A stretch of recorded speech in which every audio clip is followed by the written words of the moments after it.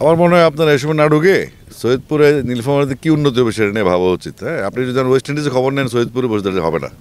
তো বেটার হচ্ছে আপনারা ওটার সমাধান বিসিবি করছে বাবুবের সাথে বা হয়ে গেছে, এবং তারপর আমার অনেক বিবৃতিও এসছে। আমার মনে হয় আপনারা এই সময় নষ্ট না করে আপনারা জেলার ক্রিকেট নিয়ে, জেলার খেলাধুলা নিয়ে ভাবেন। আমার খুব ভালো লাগবে এটা। সারা বাংলাদেশে একটাই সমস্যা, এই যত 64 জেলায় যেগুলো বেশি পুরনো ডিস্ট্রিক্ট, সেখানে আপনার অ্যাফিলিয়েটেড টিম থাকে যারা 1947-এর পর থেকে তারা নিবন্ধিত, এবং তারা কখনো কোয়ালিফাইং রাউন্ড করে না, সেকেন্ড ডিভিশন করে না। মিলিয়নার্স প্রিমিয়ার যে প্লেয়ার অনেক টিম উঠবে, অবনমন হবে, এই সিস্টেমটা শুধুমাত্র ঢাকায় আর চিটাগং ছাড়া কোথাও আছে বলে আমার মনে হয় না। তো সেক্ষেত্রে আমরা যদি কোয়ালিফাইং স্টার্ট করতে পারি, কোয়ালিফাইং থেকে যে অ্যাফিলিয়েট টিমগুলো তাদের জন্য একটা চ্যালেঞ্জ হয়ে যাবে, কারণ অ্যাফিলিয়েট টিমগুলো তারা খেললে খেলেও না খেলে না খেলেও তাদের ইচ্ছার উপর ডিপেন্ড করে।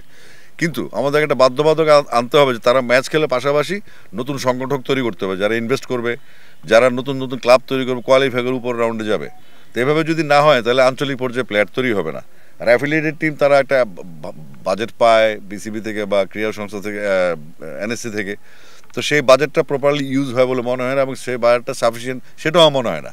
তো সেক্ষেত্রে আমরা যদি একটা হাব তৈরি করতে পারি যে আমরা বিসিবির লিগ টুর্নামেন্টগুলো যেগুলো এজ লেভেলের আছে, বা ন্যাশনাল টুর্নামেন্ট বা ওয়াইসিএল যেগুলো আছে, বা ইভেন তো আমাদের ক্লাব ক্রিকেটও ধরতে পারেন আপনি। সৈয়দপুর এয়ারপোর্ট এখানে কাছে আছে, এখানে ডরমিটরি সিস্টেম আছে, মোটামুটি ফ্যাসিলিটির দিক থেকে নীলফামারী কোনোভাবে পিছিয়ে নেই।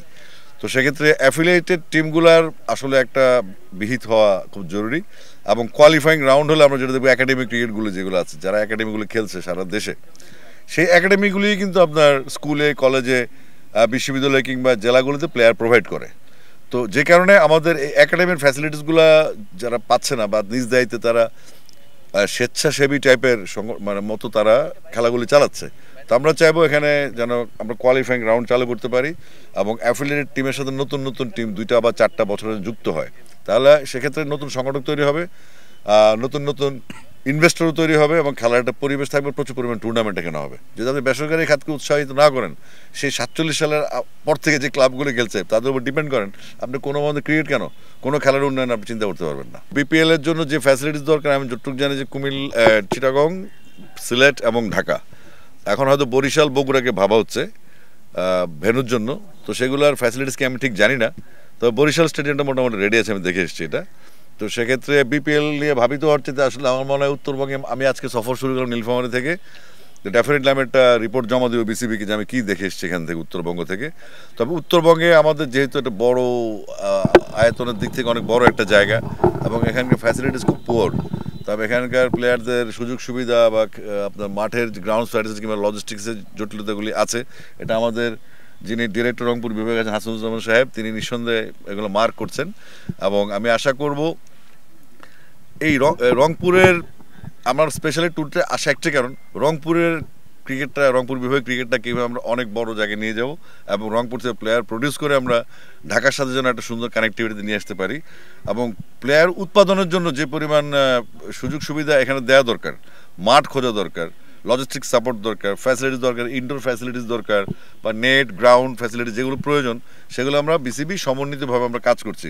একদল ইয়াং ডাইরেক্টর আছেন এখানে যারা বাংলাদেশে কাজ করতে চান, এটা গেম ডেভেলপমেন্ট হোক, ফ্যাসিলিটিস হোক, লজিস্টিক হোক।